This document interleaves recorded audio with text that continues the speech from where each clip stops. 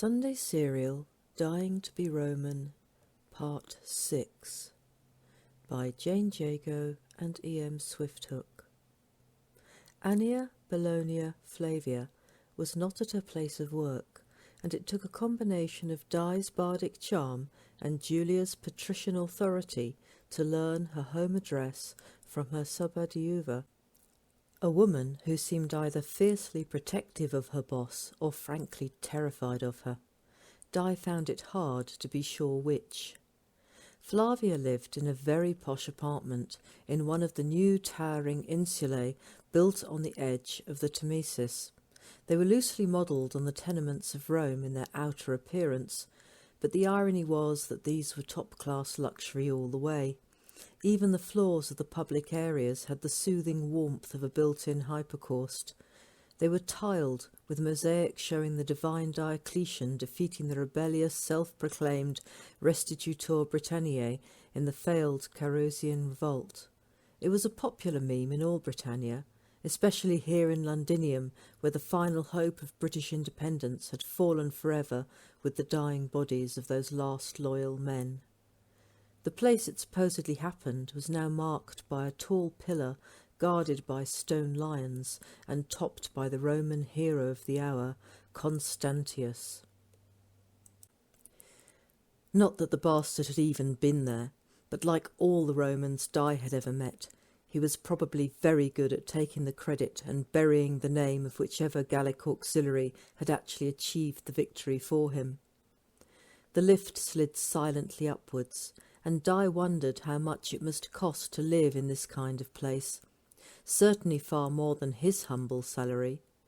Not that he would have the option to live here, even if the salary he earned ever reached that kind of level.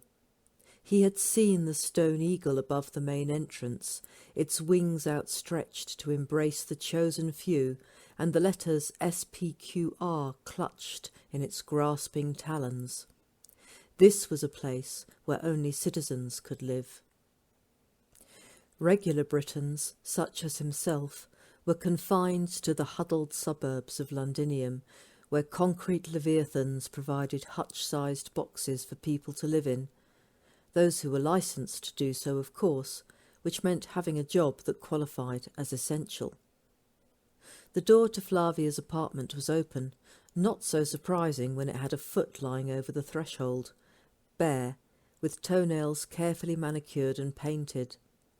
The foot was still attached to its owner, who lay with her bare buttocks on the face of the divine Diocletian that was mosaicked into the floor. Di could tell it had to be Diocletian by the inevitable wreath and halo which surrounded the image. It was obvious Flavia was quite dead. It was not at all obvious what had caused that. She was completely naked, and her hair was in damp curls around her face, which wore a look of surprise.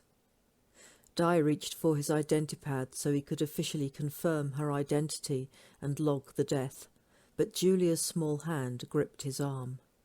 "No, we'll leave that for the forensic team. I want to get back to the arena. If she has been killed to silence her, the sooner we can find out why, what she was being silenced for, the better. Whoever did this is starting to panic." Di opened his mouth to object, then closed it again. It was not his call to make. Julia had done such a good job of making him feel like a partner, he had almost forgotten she was the one holding the nerve whip. He straightened up and forced a smile. "Of course, Domina, whatever you say." Julia did not even seem to notice. She was speaking rapidly into her wrist phone to report the murder and call in the necessary forensic team. Before she finished, she was leaving the apartment, still snapping brusque details as she went. Di stood beside her in the lift and felt his stomach plunge lower than the ground floor. "I'm sorry." He looked down to see her small face, so like a child looking up at him. "You have nothing to apologise for, Domina." "Clearly I do, or you would not be calling me that." She studied his face for a moment, then looked away. "I have to make executive decisions, Di, and you may think you know this crime better than me, but this is a Roman crime, not a British one. I know the signs." Di had no idea how to answer that, and the rest of their journey back to the Augusta Arena took place in a tense silence.